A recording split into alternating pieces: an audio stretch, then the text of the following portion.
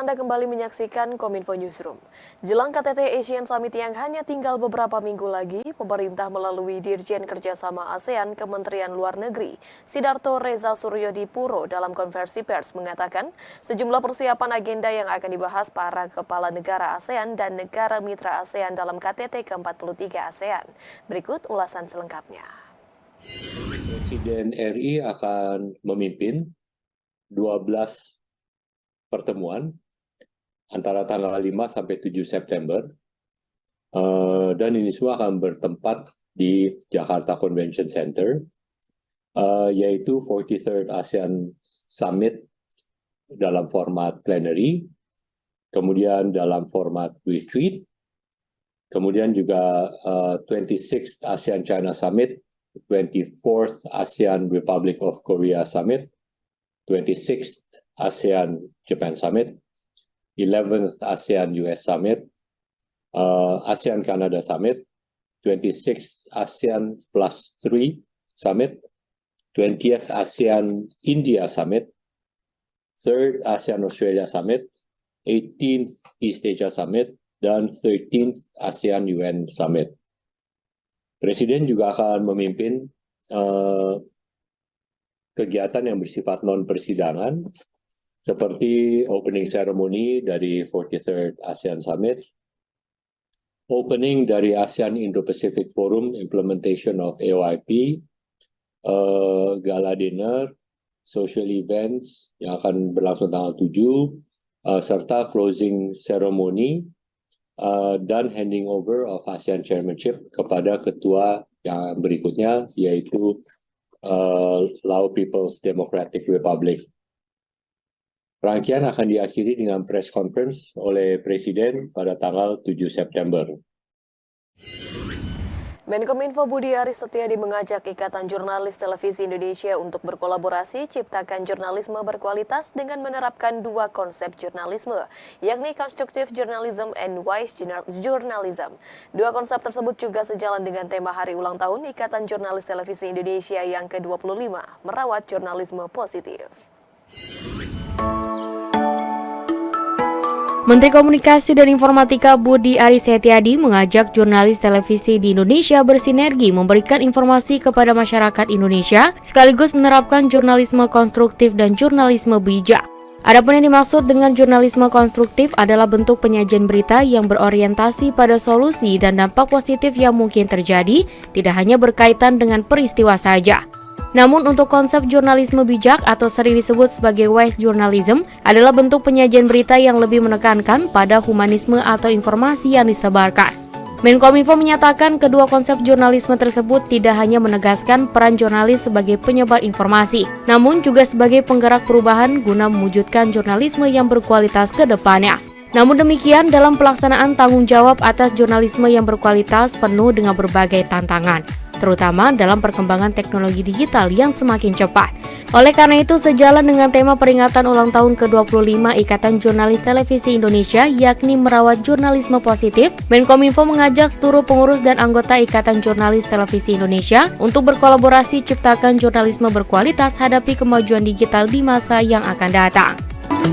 Depannya saya juga mengharapkan ada sinergi antara ICTI, Ikatan Jurnalis Televisi Indonesia dengan Kementerian Kominfo, baik nanti info atau hal-hal yang perlu kita tangani akan kita segera eksekusi. Dan pasti kita juga ingin mewujudkan jurnalisme yang berkualitas televisi, tapi juga tanggung jawab dan juga perkembangan dari jurnalisme yang berkualitas juga dengan berbagai tantangan, terutama perkembangan teknologi digital yang makin cepat.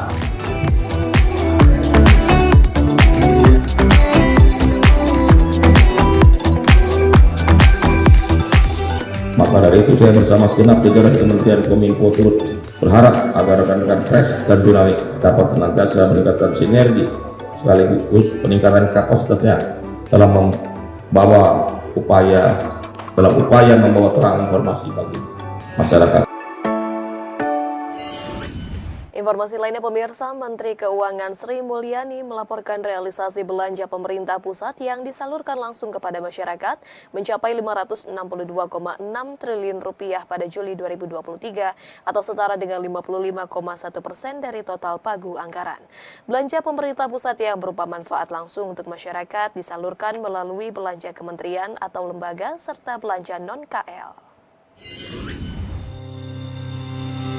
Perekonomian global masih menghadapi berbagai tantangan, salah satunya isu geopolitik.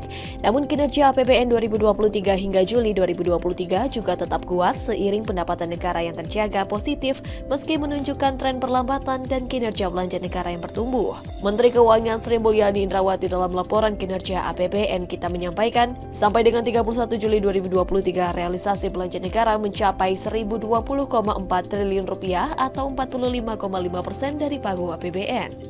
Realisasi belanja pemerintah pusat tersebut ditopang belanja kementerian lembaga sebesar 493 triliun rupiah dan belanja non-kementerian lembaga sebesar 527,4 triliun rupiah.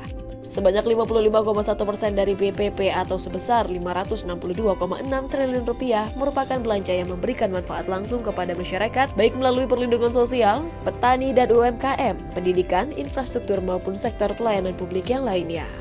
Untuk belanja pada sektor perlindungan sosial, petani dan UMKM, peningkatan realisasi terjadi pada program Keluarga Harapan yang naik 0,2 triliun rupiah dari catatan terakhir pada Juni, yakni menjadi 14,9 triliun rupiah pada Juli dan disalurkan kepada 9,8 juta keluarga penerima manfaat.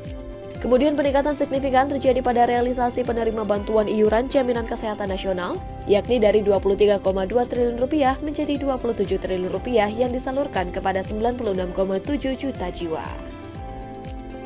Pada sektor pendidikan, peningkatan terjadi pada program Indonesia Pintar dan program KIP Kuliah yang masing-masing naik 0,1 triliun rupiah, yakni menjadi 6,2 triliun rupiah dan 6,1 triliun rupiah. Realisasi berikutnya adalah infrastruktur untuk pembangunan rehabilitasi infrastruktur yang naik signifikan, menjadi 73,1 triliun rupiah dari 60,7 triliun rupiah. Adapun peningkatan realisasi belanja pemerintah pusat yang disalurkan melalui non-kementerian lembaga di antaranya subsidi dan kompensasi listrik, subsidi dan kompensasi bahan bakar minyak, subsidi LPG 3 kg, subsidi perubahan dan kartu prakerja dari 2,28 triliun rupiah menjadi 2,5 triliun rupiah. Dan APBN juga hadir untuk para pekerja dengan memberikan pelatihan 2,5 triliun bagi lebih dari 586.000 pekerja. Ini adalah manfaat APBN langsung 562,6 triliun atau lebih dari 55% total belanja pemerintah pusat itu langsung dinikmati masyarakat. Menteri Koordinator Bidang Kemaritiman dan Investasi Luhut Binsar Panjaitan mengatakan Presiden Joko Widodo optimis perusahaan rintisan atau startup di Indonesia akan terus tumbuh dan menjadi pemain utama di Asia. Potensi ini perlu mendapat dukungan masyarakat luas serta pengembangan UMKM di dalam negeri.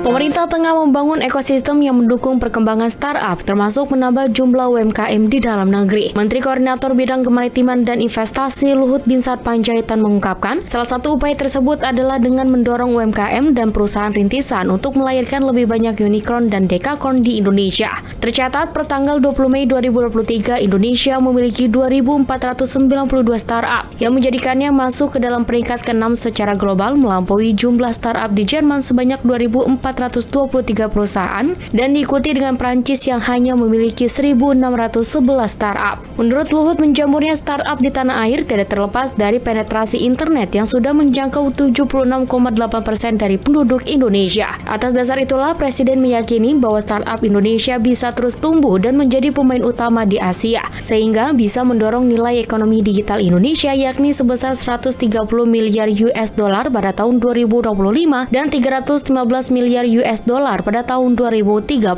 Lebih lanjut, Luhut juga menekankan perlunya dukungan dari seluruh pihak untuk berkolaborasi, melakukan pemetaan, inkubasi, pendampingan, akses permodalan, hingga akses pasar bagi para startup di Indonesia. Bapak Presiden juga memberi perhatian khusus pada startup kita, Beliau mendorong pemberdayaan UMKM dan perusahaan rintisan untuk melahirkan lebih banyak unicorn, dekakorn. Mulai hal pemetaan, inkubasi, pendampingan, akses permodalan, dan akses pasar.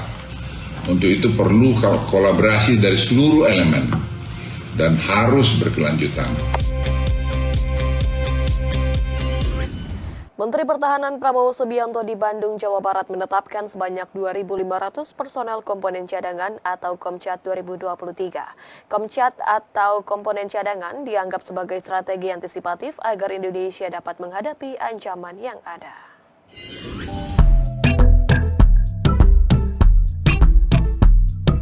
Menteri Pertahanan Prabowo Subianto yang menjadi inspektur upacara penetapan komponen cadangan TNI di lapangan terbang Suparlan Pusat Pendidikan dan Latihan Kopassus Batu Jajar Bandung menetapkan komponen cadangan TNI tahun 2023 yang diikuti sebanyak 2.500 orang. Personel Komcat yang ditetapkan tersebut berasal dari matra darat, laut, serta udara yang sebelumnya sudah melakukan latihan dasar kemiliteran selama 3 bulan untuk memperkuat kekuatan TNI. Dalam mewujudkan sistem pertahanan dan keamanan rakyat semesta yang kokoh, menurut Menteri Pertahanan Republik Indonesia Prabowo Subianto dapat dilakukan melalui penguatan komponen cadangan sumber daya manusia yang berasal dari rakyat, yang mana Komcat dianggap sebagai strategi antisipatif agar Indonesia dapat menghadapi ancaman yang ada pada kehidupan bangsa. Dalam pidato Presiden Republik Indonesia yang dibacakan, Menteri Pertahanan berpesan kepada komponen cadangan untuk dapat menyebarkan nilai nasionalisme, cinta dan bangsa pada tanah air seluas-luasnya di berbagai kesempatan, serta tunjukkan kepada masyarakat Indonesia dan dunia